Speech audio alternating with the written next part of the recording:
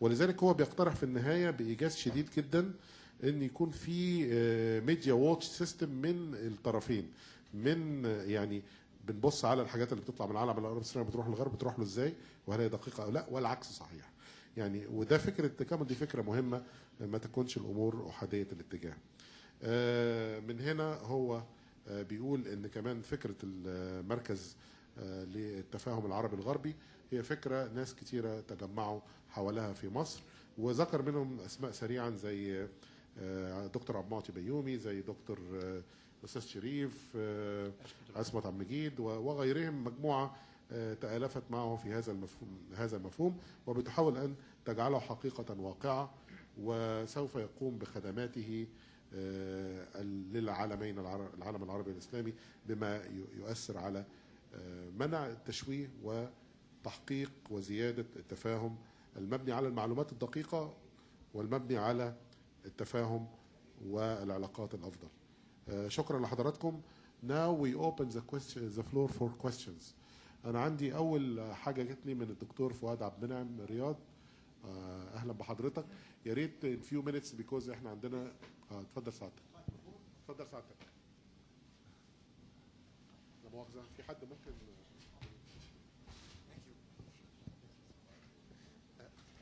I just want to submit a few comments. Sure, sir. The first concerns what have been mentioned here about the respecting the other and tolerating the other. I would like to add the words of a very wise man who was the Secretary General of the United Nations, Utant. He once told the General Assembly while they were quarreling, he told them, let us enjoy our differences. So I think this is one dimension more, to enjoy each other. And perhaps one of the ways of reaching it is what you say about putting yourself in the shoes of the other. Once we received a message from one of the politicians who have been trying in the International Criminal Tribunal, where there was a judge. He sent us a message telling us, he was a great politician under arrest. He said, to judge me, please walk in my shoes first for a month. And then you will do like me. So I think this is one of the very good experiences. The second thing is the reason why our part of the world reacted so furiously. First, we should remember that our part of the world, the Muslim world, has been for a long time the victim of colonization and lives still with a complex. So any criticism is not well accepted, especially. But it's the context where we are speaking about. Yeah, especially if it is ridiculing, and the French have a saying. They say "le ridicule tue." I think our chairman, Mr. Maher, can tell us that in English. You can kill someone through ridiculing him.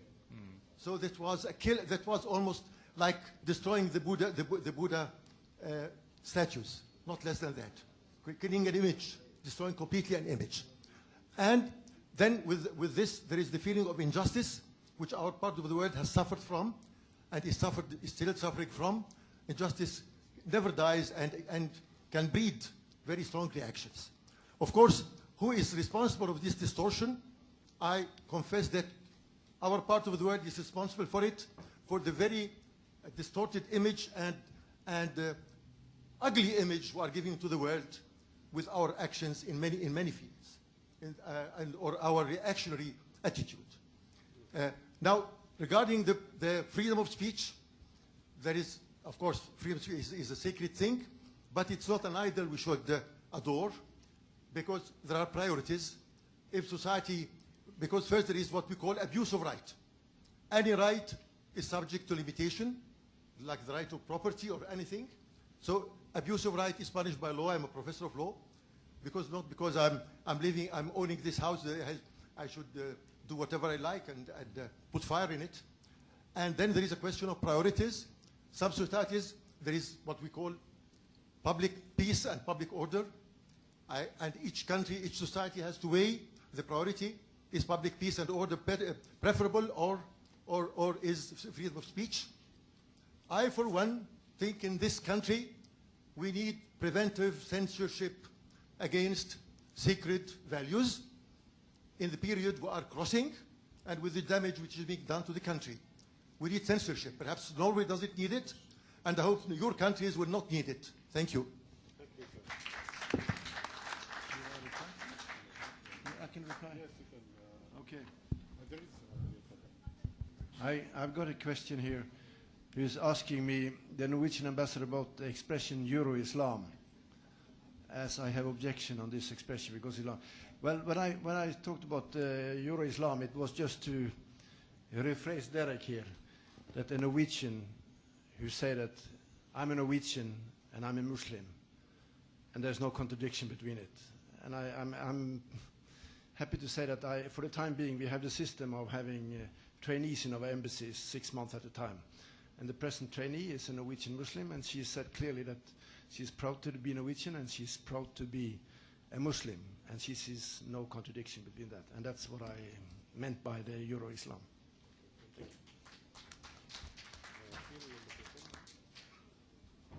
Okay. Now, Mr. Ahmed Maher, ممكن معليك تتفضل. Could I translate very quickly what he said? Yes. Actually, I'd like to, before you sir, answer. I'd like very much to thank Dr. Fouad Abdelmenem Riyad for his insightful statement, and I'd like to connect it with a question. But before I do that, I'd like to translate what His Excellency, the Ambassador of Norway has already provided. He said about Euro-Islam, بالعربي بما يتعلق بما قاله السفير النرويجي على موضوع الإسلام الأوروبي. يقول باختصار شديد أن الإسلام الأوروبي هو المواطنة الجيدة، أن يكون الإنسان مسلم ولكن مندمج في بلده، ويستطيع أن يكون متدينا، ويستطيع أن يمارس شعائر دينه، ولكن يستطيع أن يكون مندمجا ومتفاعلا مع مجتمعه، فهو ينظر لهذا الموضوع بشكل إيجابي. طيب، الكلمة اللي قالها الدكتور فؤاد عبد المنعم مهمة جدا. هو بينادي بحاجة مهمة في الموضوع ده اللي احنا بنتكلم فيه النهارده، فكرة ان حدود حرية الرأي. طبعا باختصار شديد بقولها، حدود معرفة الرأي فيما يتعلق بقضايا المقدسة وقضايا الدين بعملية حساسة جدا. دولة زي مصر طول عمرها بتعيش في إطار من الحرية الكاملة في هذا الموضوع. هو العالم كله لابد أن يتكاتف أن يكون في وقفة حاسمة في هذا المسألة. المقدس مقدس، ولا بد أن يتعامل العالم معه، لأنه شبه الإساءات التي حدثت للرسول عليه الصلاة والسلام لا تقل. تدمير هذه الصورة كان لا يقل عن تدمير التماثيل بتاعت بوذا. لازم المجتمع الدولي يتحرك نحو قرار واضح في هذا.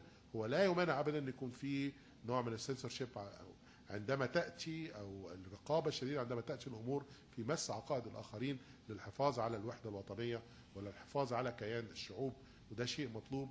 وأنا يعني أرى أنه وجهة نظر ممتازة. وأربط هذا بنقطة مهمة جدا متعلقة باللي قاله. It is directed to all their excellencies ambassadors here, which is about the cartoons. Muslims are having certain sensitivity towards any sacred thing. The Muslims are very offended if they see a movie on Jesus Christ. And they objected to that because he is holy as any prophet of God.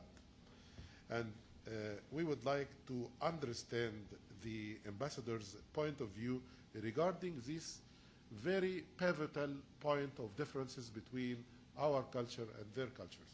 So could we ask His Excellency the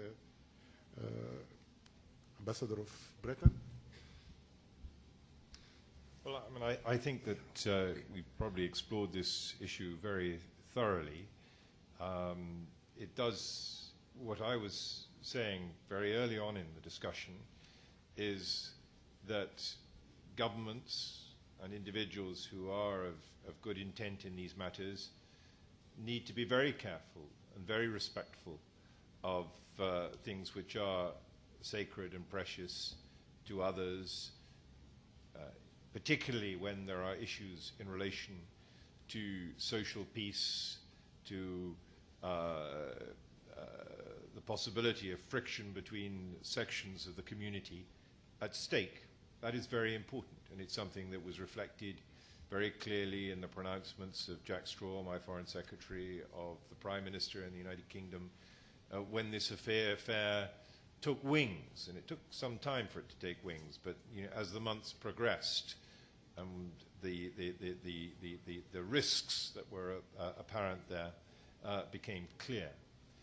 I think that really what we are talking about, what I was particularly talking about, was the need for very careful handling of these issues by governments, the need for social sensitivity, the need for programs of outreach, the need for the involvement of community leaders from all faiths in action with governments to try to avoid this sort of thing happening, to try to promote sensitivity amongst those in positions of responsibility in the media, for example, and it can work and it can happen. The only really substantial point of policy at issue here is the extent to which you intervene by law, the extent, as Dr. Fouad was saying, that you actually engage to stop things happening by law. And that, I think, is a difficult bridge to cross. We would encourage, we would try to persuade people to take a particular course, but there are constraints within our system which reflect the importance that we attach to freedom of expression. It may be that things will develop to the point at which there is some law which protects. Dr. Wageih suggested that that was something that was coming in the UK. I don't think it's coming very quickly because there was actually resistance in Parliament to it. It might happen, but that requires consensus. But the first step is to get people actually to behave with a measure of responsibility. And that has been the emphasis of my government in this matter. Thank you, sir. باختصار شديد طبعا and this is connected to issuing an international decree for doing the same thing, so this is the same answer. فيما يتعلق بقوانين تصدر لمنع الإساءة بالرسل وبالمقدسات، باختصار شديد الموضوع موضوع معقد وصعب، ولكن البداية هي تبتدي بأن العالم كله يكون عنده sense of responsibility أو نوع من المسؤولية، لأن حتى القانون اللي هو لمنع كراهية الأديان أو الاعتداء على الأديان اللي عايزين يصدروه في بريطانيا لا يزال تحت البحث والتداول والمناقشات الحامية، ولذلك ده هياخد وقت، ولكن على هذا فليتعقل العالم خطواته وليحسب الإنسان أنه مسؤول عما يقول ويراعي الآخرين. طيب His Excellency Ambassador Ahmed Maher has some questions directed to him. اوكي. السؤال الاول انا عايز اقراه لانه اعتقد انه يستحق القرايه. بيقول ايه؟ هل الدول الاوروبيه التي سبق لها احتلال اجزاء من العالم العربي والعالم الاسلامي تتمتع بأداء جيد اكثر من غيرها مع الدول العربيه، وذلك في اطار مقارنه العلاقه العربيه مع انجلترا وفرنسا وايطاليا واسبانيا مقارنة بباقي دول القارة أوروبا؟ أولا أنا أشكر سائل السؤال على هذا السؤال.